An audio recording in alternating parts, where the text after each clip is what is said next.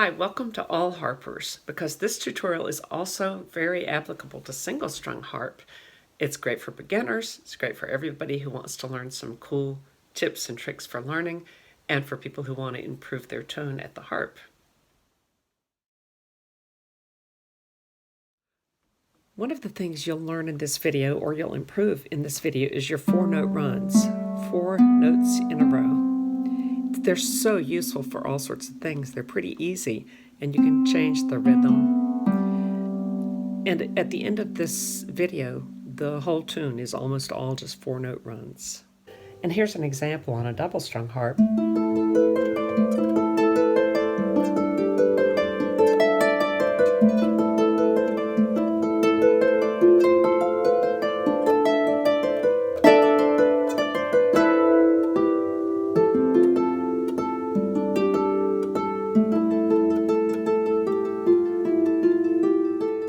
So that tune was just a 4-note run, a 4-note run, 4-note run, and then a downward 4-note run.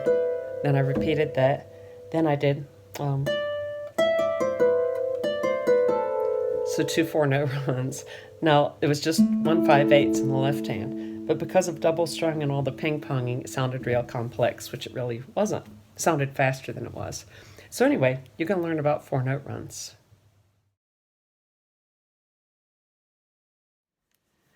When I started learning harp, there was no YouTube. There was no way to watch all these good hand positions and learn. And I also was remote, and so I didn't have a teacher. So my hand technique was not good. I didn't make a harp sound nearly as good as it could, and I injured myself. I had to actually stop playing for 2 years. Then I got help from an amazing teacher who actually came and lived with me for 10 days, Marta Cook. And she really taught me good technique. And then I also got help from other teachers over the years. So something that she recommended was a mirror. That helped tremendously with the things that she taught me. I could then check my hand position in the mirror. Nowadays, you can also use like an iPhone or a smartphone. You can put it on, you can get one of these tripods for $10 on Amazon. And you can look at your hand in the mirror that way, or in a computer screen. So that is a real powerful learning tip, a mirror.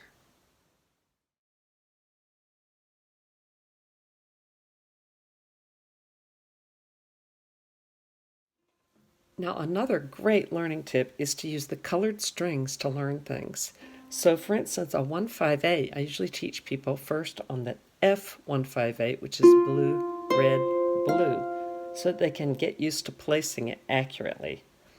And we're going to learn 4-finger runs, so I suggest you use the red and the blue strings.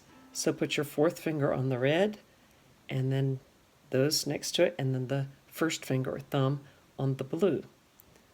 So then you've got a 4-finger run that you can get right back to because you can see it. Most of this tutorial is footage that I did when I had a cell phone that wasn't as clear as the one that I'm using now. But you can still see the hand positions and everything. But this is about hand position and the proper plucking motion for the harp. If you learn this correctly, then everything will be easier forever.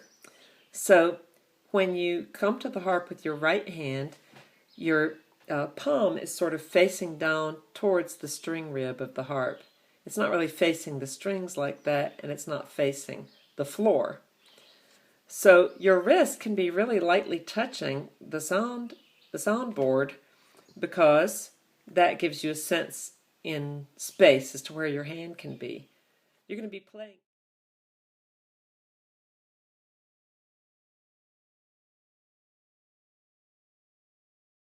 You're going to be playing in the center of the length of the strings. Mostly. You don't have to be really too careful about that, but that's where the best sound is.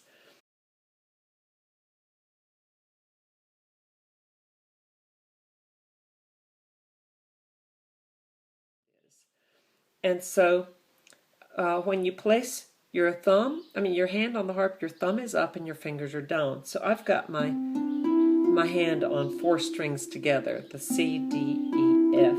And most of you know that the red strings are C and the blue strings are F. So you can go ahead and put your hand on like that, and you can pause it and look and see if your hand looks like that.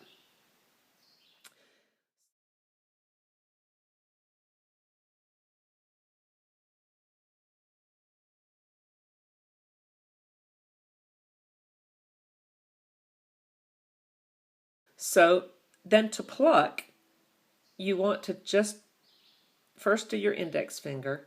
Actually, let's first do the fourth finger. Your fingers are numbered 1, 2, 3, 4, and you never use your pinky. You got 4 fingers. So we're going to first do the fourth finger. You can leave all your other fingers on the strings and just bring your fourth finger right into the palm of your hand like that. You're not going to bring it up like that. It goes down into your palm. Your pinky finger naturally comes with it because they're sort of tied together by physical by physical tendons or whatever. So that's all you're going to do. It's just that. Replace it and then do like that.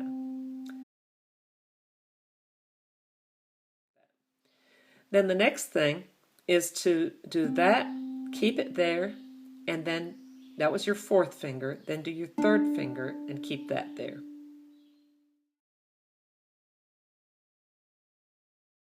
Then you're going to replace them again on the red, white, blue. You can't see the colors well because it's a double strung harp, but you can see your own colors.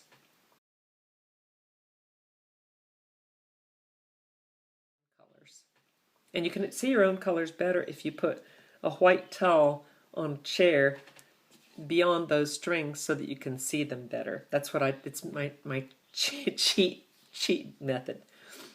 Okay, so you might want to stop the video and go put something white there so that when you can see the strings really well then. So now you've got all 4 on the strings. You've got number 4 on the red, number 3 on a white, number 2 on a white, and number 1, the thumb, on a blue. So you've got your thumb up and your fingers pointed a little bit down.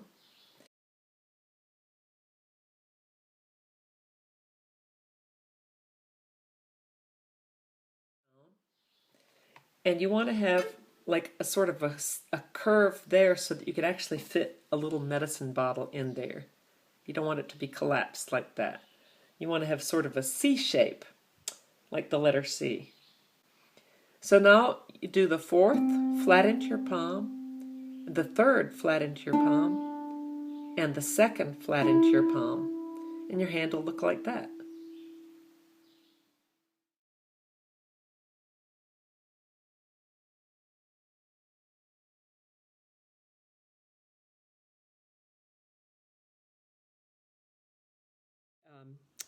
So when you approach the harp, have your little finger relaxed. Don't ever stick the pinky up. I actually had to retrain my little finger to relax by putting it really loosely with a piece of tape there so that it would be more with its sister there.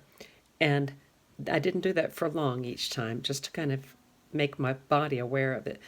And then I started putting my hands on the harp and saying relax and making my palm soft as butter. Sometimes I imagined that this finger was heavy. It wasn't tucked. It was just heavy and relaxed. So now it's easy. My hand just comes to the harp like that.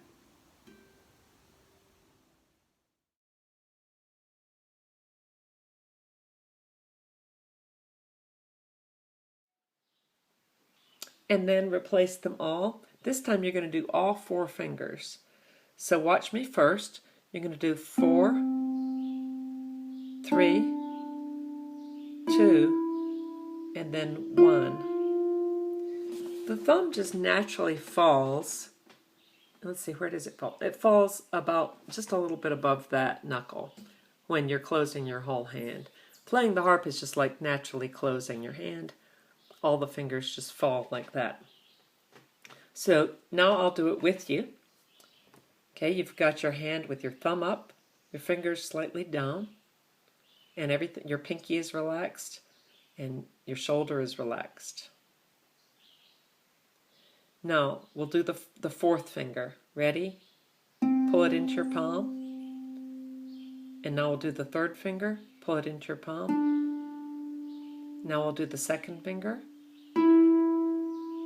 And now the thumb. And that's the motion.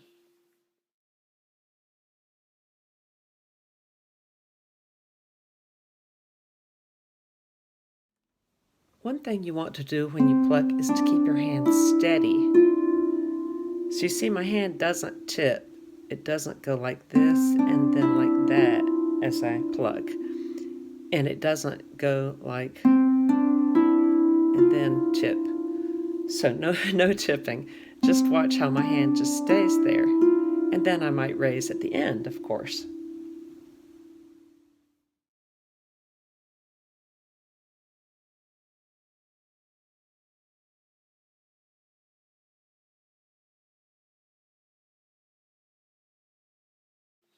Now there's one other part of this, and that is the lift. You want your hand to come off the harp a little bit. It looks pretty, it relaxes you, and it lets the sound vibrations come out. So all you have to do is lift away from the harp a little bit, kind of like that. Like if there was a wall next to you, you'd be going toward it and maybe knock on it, but you don't have to go that high. So let's put that part in. Your thumb is up, your fingers are angled a little bit down,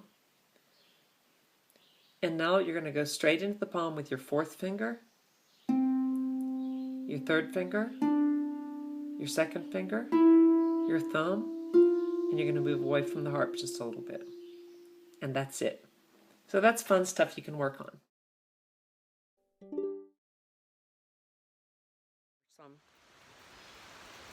So definitely get a mirror or some device where you can really see your hand. And use this video several times as you continue to learn the harp. And certainly, if you can, get a teacher to look at your hand so they can tweak little things. Have fun!